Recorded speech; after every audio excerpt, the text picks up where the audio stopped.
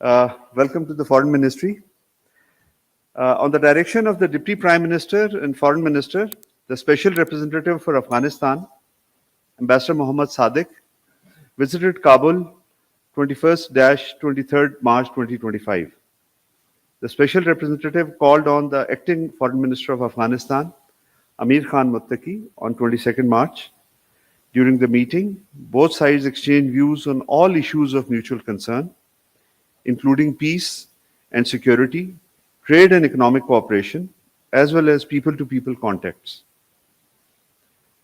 The Special Representative reaffirmed Pakistan's commitment to continued engagement and mutually beneficial ties with Afghanistan and underscored the importance of addressing all issues of concern, particularly security, to further consolidate bilateral ties. Both sides agreed to enhance high-level engagement and dialogue to strengthen bilateral cooperation.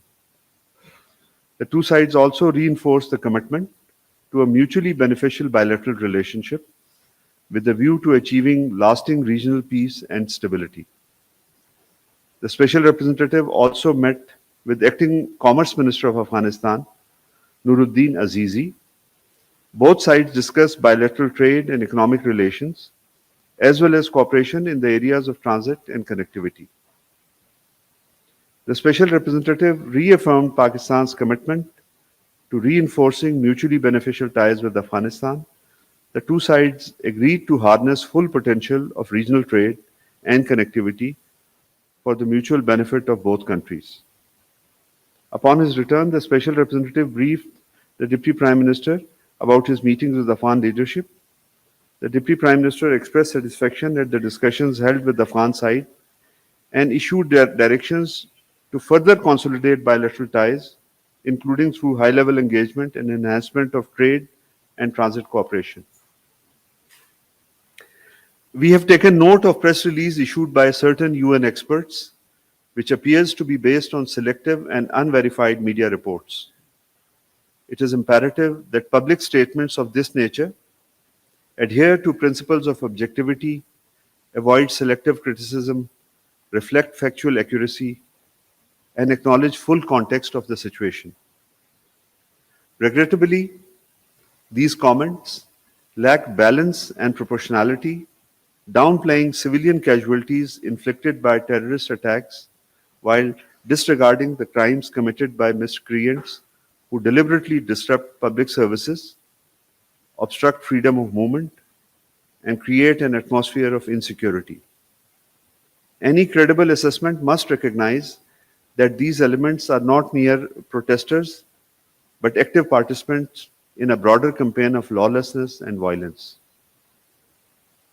Their abuses of law and human rights violations cannot be ignored. Hiding behind a facade of alleged grievances, these elements are operating in collusion with terrorists, evident from their coordinated efforts to obstruct state responses, including synchronized roadblocks facilitating terrorist attacks. The latest proof of this nexus was their unlawful storming of the district hospital in Quetta, where they forcibly seized the bodies of 5 terrorists eliminated during the Jafar Express hostage rescue operation. 3 of these bodies were retrieved back from these violent protesters by the police. Legal proceedings against these individuals are being conducted strictly in accordance with the law of the land. Any statement by UN mandate holders that cast aspersions on these proceedings risks undue interference in sub judice matters before domestic courts. Such interventions not only undermine the rule of law, but also set a troubling precedent of disregarding sovereign legal processes.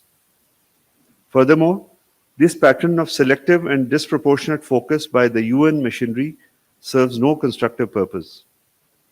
Instead, it inadvertently emboldens extremist elements, fuels unwarranted media sensationalism, incites disorder, and most alarmingly, exacerbates societal polarization and fragmentation. It is both perplexing and deeply ironic that the statement issued by the UN special procedures and mandate holders stands in stark contradiction to the very essence and spirit of UN's own Resolution 2354.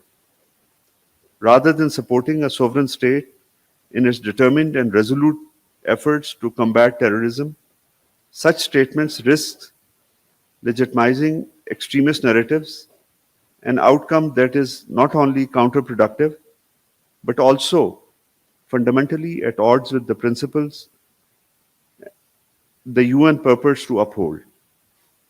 International human rights law unequivocally prohibits individuals, entities, or groups from weaponizing rights to infringe upon the rights and security of others.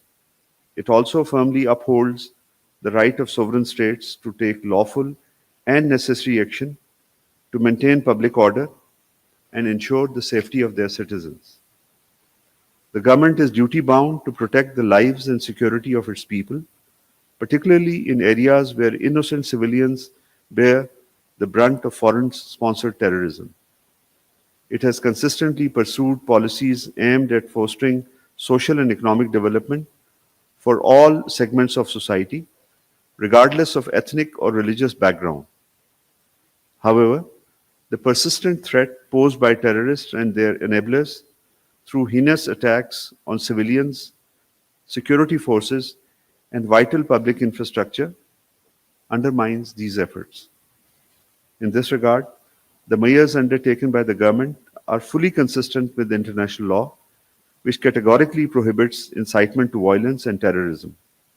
There can be no tolerance, let alone impunity, for terrorists, their facilitators, or their abettors. Institutional and legal mechanisms remain fully available for all citizens seeking redress in accordance with their constitutional rights. We maintain an open and constructive dialogue with UN Special Procedures mandate holders and will continue our engagement based on principles of mutual respect, objectivity, and adherence to facts. Pakistan welcomes the recently agreed upon limited ceasefire between Russia and Ukraine, which prohibits attacks on energy infrastructure and ensures safe navigation in the Black Sea. We appreciate the active engagement of the US administration and its leadership in securing the agreement between Russia and Ukraine. We remain optimistic that the new momentum generated by these initial steps will eventually lead to comprehensive and permanent ceasefire. Pakistan's position on Ukraine conflict has been consistent. Pakistan has enjoyed friendly relations with both Russia and Ukraine. We have always advocated dialogue and diplomacy, immediate cessation of hostilities, and peaceful resolution of this conflict. Israel's continued and repeated incursions and airstrikes into the Syrian territory, continued violation of 1974 disengagement of forces agreement, and its declared intent for an indefinite presence and full demilitarization of Syria are unacceptable, constitute blatant violation of Syria's sovereignty and territorial integrity, and undermine international law and regional stability. A durable peace in Syria hinges on a credible political transition, national unity, and reconciliation and inclusive governance. We have learned with serious concern that Indian authorities have conducted scores of raids on residences belonging to members of different constituents of all parties Hurriyat Conference in Indian illegally occupied Jammu and Kashmir. The intent of these raids is to crush dissent and intimidate the local people. We urge the Indian authorities to stop these oppressive measures and respect the fundamental rights and freedom of Kashmiri people, including their right to self-determination. I thank you.